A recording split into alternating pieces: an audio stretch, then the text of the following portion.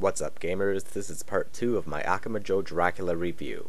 If you haven't watched part 1 yet, make sure you click the link in my show notes now. System availability and price. Akumajō Dracula was first released in 1986 on the Famicom disk system in Japan. Konami later ported the game to the Nintendo Entertainment System in North America in 1987, and in Europe the following year. In the early 90s, Akumajō Dracula was among a few Famicom disk system games to see official release on cartridge format in Japan. Other ports include the Commodore 64, Amiga, PC-DOS, Windows, PlayStation, Game Boy Advance's classic NES series, and most recently, the Wii Virtual Console. Prices vary wildly depending on the version you're after. On average, you should expect to pay between $10 to $15 for the NES version, $25 to $35 for the Famicom disk system version, and an incredible $150 plus for the Famicom cart version. The GBA's NES Classic version should set you back between $10 to $15, and the Wii's Virtual Console version is 500 points.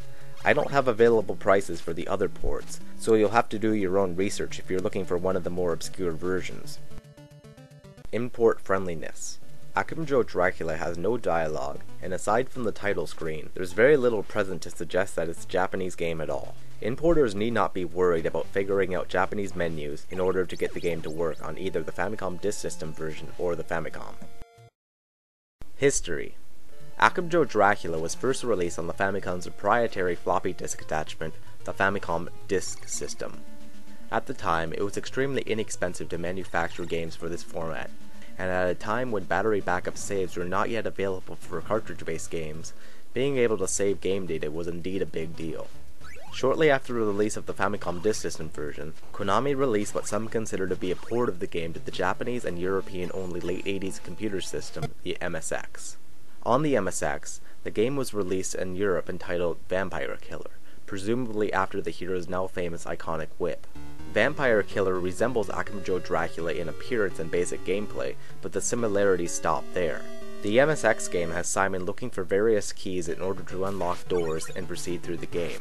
This version does not feature the ability for the screen to scroll and follow Simon. Instead, it remains static, somewhat like save rooms in newer Castlevania games. My only guess is perhaps this was due to some limitation in the MSX hardware.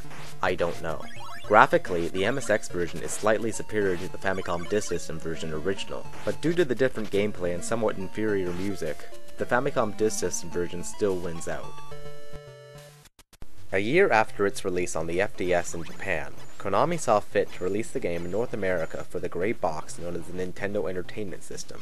The Japanese title Akumajō Dracula literally means something akin to Demon Castle Dracula, and again, Nintendo's strict ban of anything even remotely religiously based meant that the game required a name change. Taking the name Transylvania, the setting of Bram Stoker's classic novel, Dracula, and adding the word castle in front of it, Konami created the name of one of today's most beloved franchises, Castlevania. But more than just the name was changed for the NES release. The cartridge conversion meant that the save system from the original had to be removed, but unlike Metroid, Konami didn't bother adding in a password system to the NES port. Thus, the NES Castlevania must be played from start to finish in one sitting. Although not a particularly long game, the lack of a save system hurts when you consider the sheer difficulty of the game.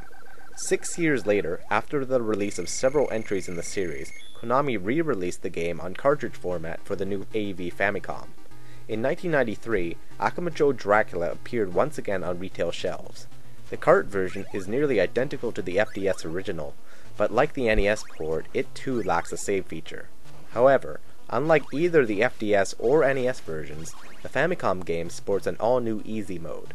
I've already mentioned this, but essentially Easy mode reads as Possible mode, whereas Normal mode reads as Impossible. Fast forward to 2003 and Nintendo's Game Boy Advance.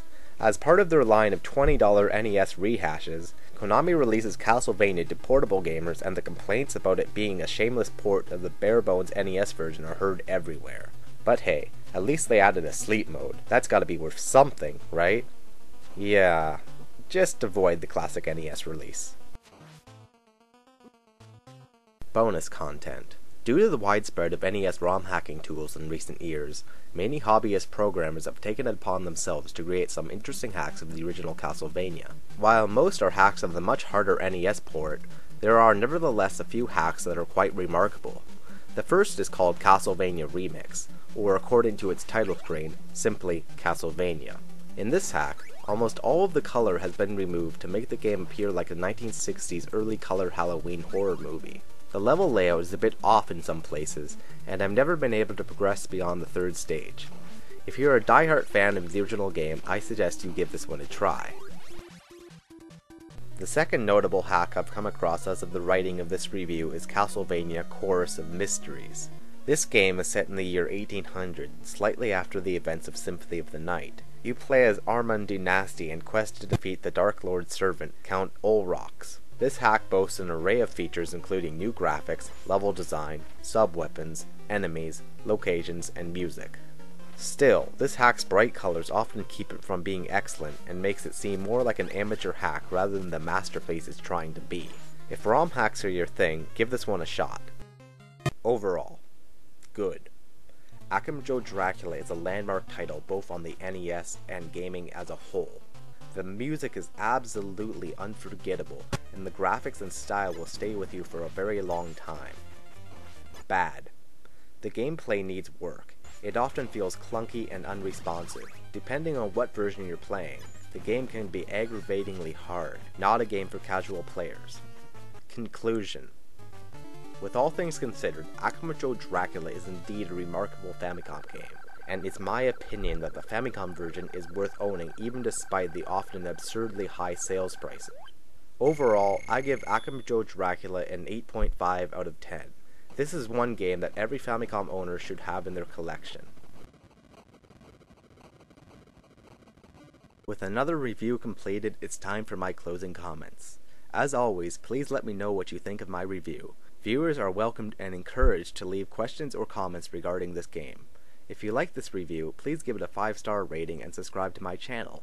You'll be seeing a lot of reviews from me in the future. On the next classic gaming review, I'll be covering Gradius for the PC Engine and a slew of other consoles. Cheers!